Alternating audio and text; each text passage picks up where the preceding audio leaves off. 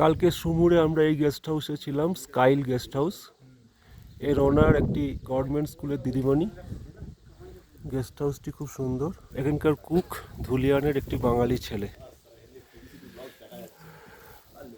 ঘরগুলোও খুব সুন্দর। সবচেয়ে বড় কথা হচ্ছে এদের গরম জলের ব্যবস্থাটা খুব ভালো। Bike ready. আজকে আমাদের জার্নি এখান থেকে প্যাংগং পর্যন্ত 180 কিলোমিটার আমরা যাওয়ার চেষ্টা করব প্যাংগং পৌঁছে যাওয়ার।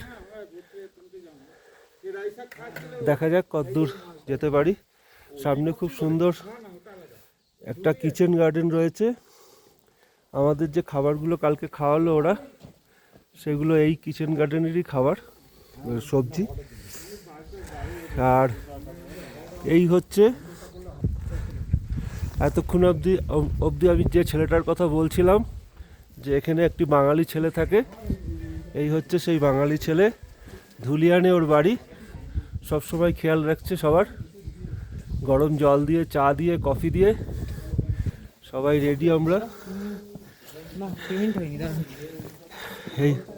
এই হচ্ছে হোটেলের ওনার ফ্যামিলির লোকজন। নমস্কার ভাইয়া।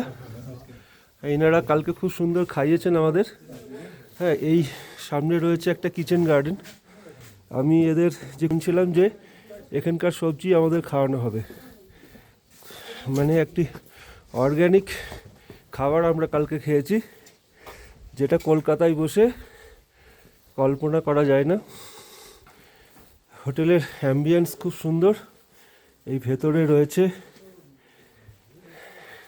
ব্যবস্থা। আর এটা হচ্ছে ডাইনিং এরিয়া। সবচেয়ে মজার হচ্ছে এই জায়গাটা, এই ডাইনিং এরিয়ায় সবাই আমরা হাত পা ছড়িয়ে বসে খেয়েছি। গতকাল রাতের টেম্পারেচার ছিল, মোবাইলে দেখাচ্ছিল -1 থেকে -3 ডিগ্রি সেন্টিগ্রেড, কিন্তু আমরা সেটা একদম ফিল করিনি এই হোটেলে।